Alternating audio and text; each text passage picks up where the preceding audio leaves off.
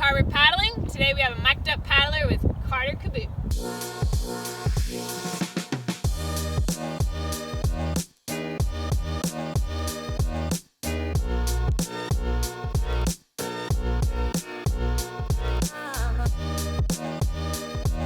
Carter here is our 14-year-old juvenile canoe boy, and he's been paddling on the team for about 3 years.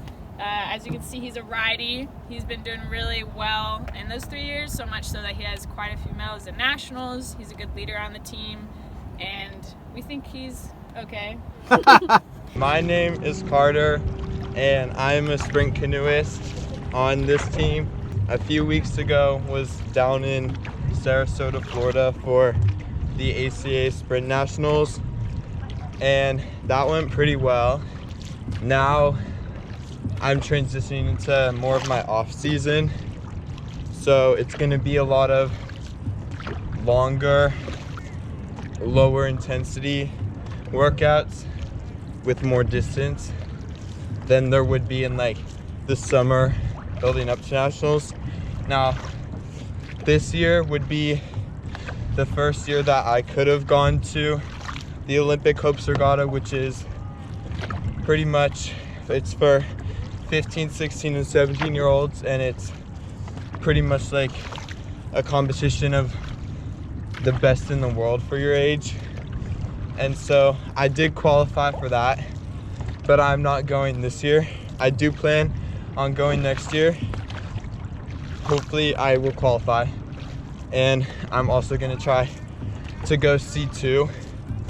So the workout today is just 12 to 14K.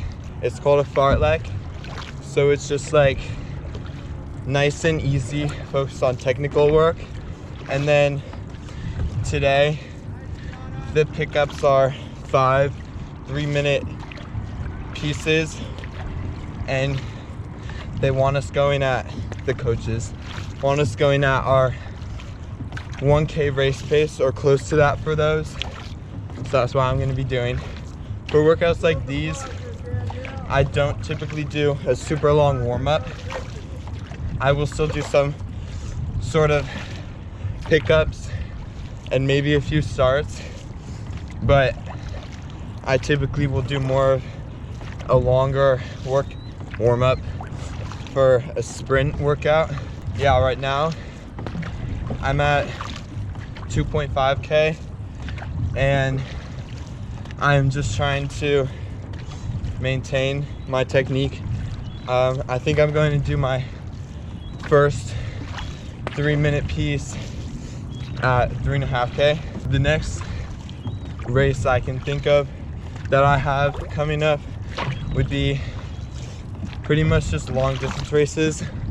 So there's a 10K down in Seattle called, well, yeah, I think it's only 10K.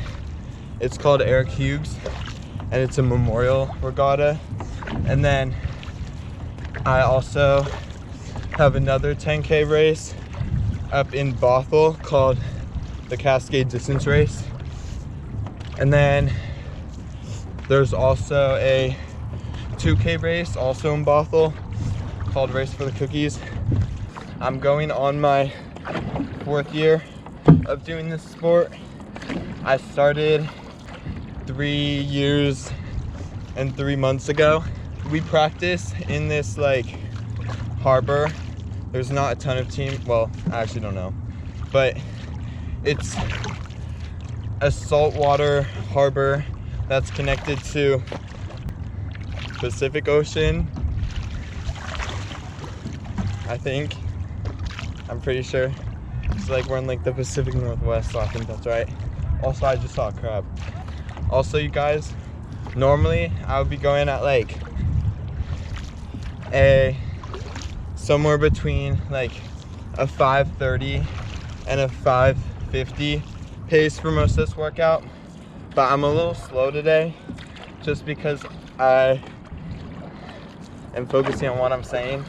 Sometimes it's not fun because there's not a lot of people who paddle in saltwater, and so it's really hard to take care of equipment. We have hardware on our boats, and that hardware will get like corroded by all the salt. Even though we wash them with water every day, it still stays on.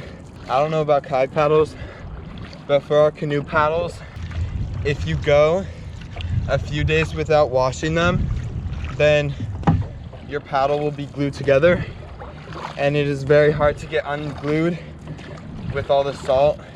I'm grateful that I can paddle here. One thing that I've noticed is that here, it's a very big harbor compared to where some other people paddle. You can go a long way without having to turn, which is very nice.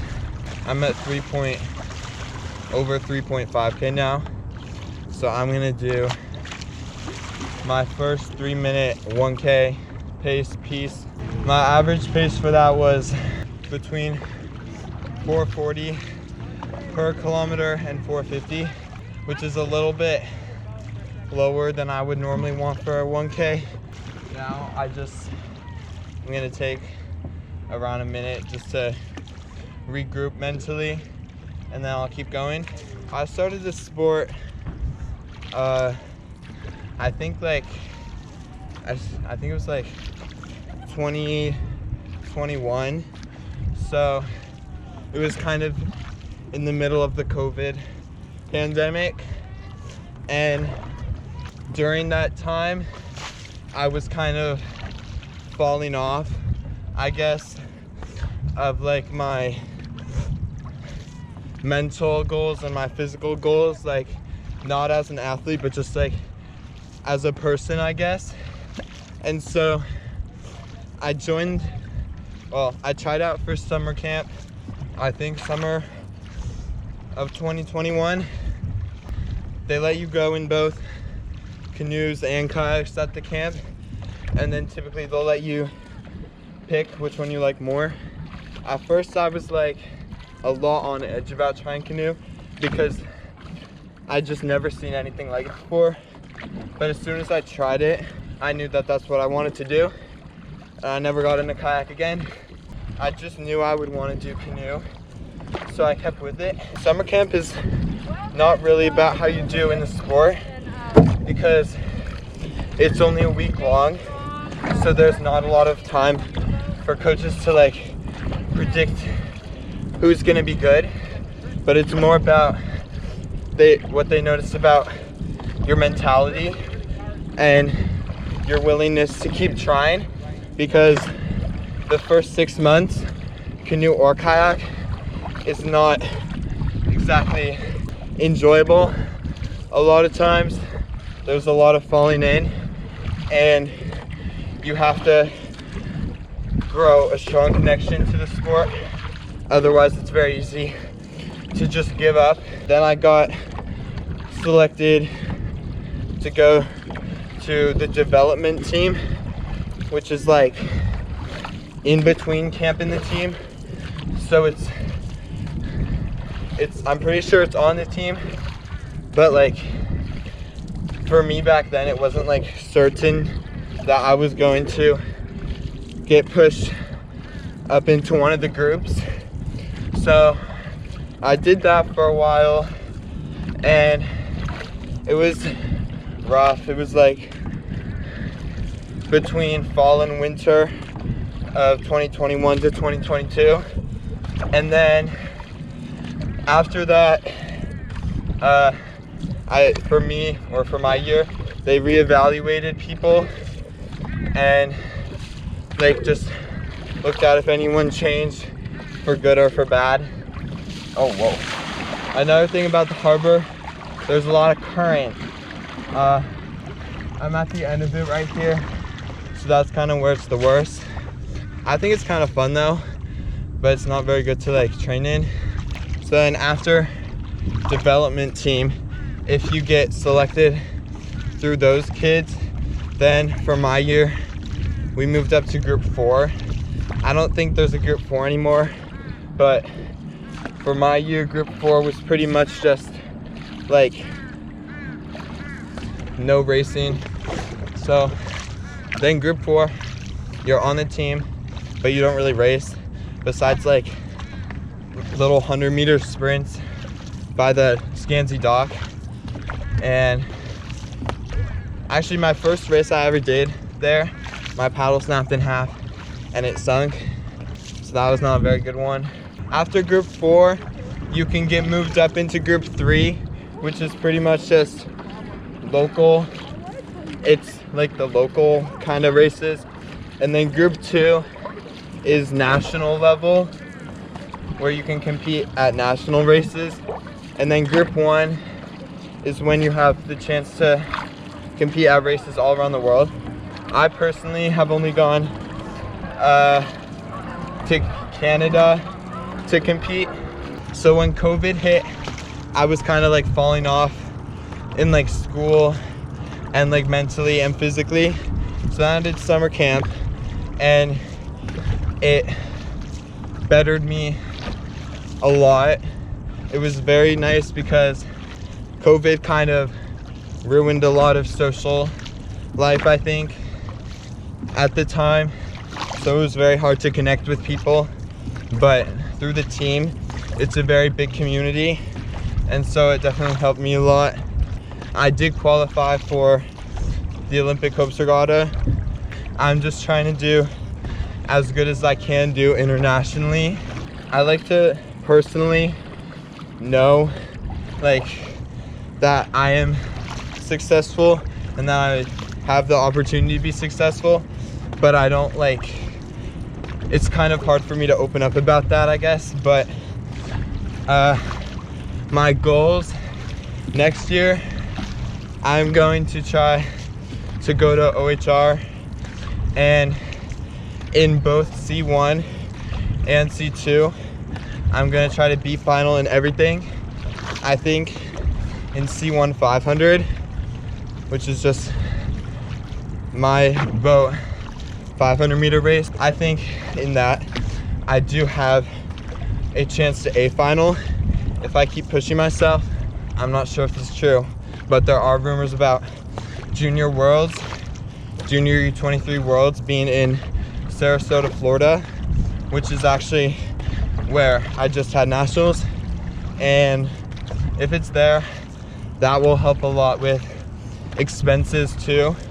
Going to the Olympics in LA 2028 would be very cool, but at the same time, I'd only be 19, and it is very, very, very hard to qualify for the Olympics at 19. It would be really cool if I got there someday. A few weeks ago, transitioned off of our summer schedule, unless you're an OHR athlete. Summer training schedule leading up to nationals was Monday, Tuesday, Wednesday, Friday, morning and afternoon practice, and then Saturday morning practice, and then also Monday, Wednesday, Friday, gym in between. And now the practice schedule is Monday, Tuesday, Wednesday, Friday, Saturday, and then also Monday, Wednesday, twice a day. And then gym is 3 times a week. Fall and winter is coming up. That's not gonna be fun. Well, it's obviously gonna be fun, but the weather here in fall and winter is not exactly the most pleasurable. I know that some places it gets a lot colder than here. However, it rains every single day here. If I go to the Olympics, I am gonna get my own boat. That's like Martin Fuchs's boat that says his name on it. I'm gonna like get my own boat like that. So there's Ted Hack. I enjoy that regatta a lot because it brings in some competition from Canada that I don't get to compete with I don't get to always compete with, and they're very good to compete with. There's also Slako Vodechko. That's definitely not how you say it, but that is in British Columbia at Winnock Lake. It's a little bit of a smaller regatta, but it is pretty much the same competition, if not more, than Ted Hauk. because there's boats everywhere, it is pretty much like sometimes an obstacle course. They come in the middle of our time trial sometimes, not their fault obviously, but it can be kind of annoying sometimes, but that's okay. I think it's about staying forward with my front leg a lot because that helps me to return my hip quickly, which is good for the boat movement so that the boat's not just like jolting up and down and back and forth and everywhere. So it's kind of like on a constant plane. All right, Carter, very nice workout there. How did it go? It was good. Did you have fun? Mm-hmm. Did you talk a lot? A lot, yeah. Very nice, very nice. All right, so we have someone else to choose now. We're gonna do our random generator for numbers, so we're gonna press that button. Oh, number 16. The next paddler is? Claire Cuthbert. Woo, have fun, Yay. Claire. Oh, there's a seal. Wait, I want to try to like show the seal. Is it gonna do it? I don't know if you can see it. Okay, anyways.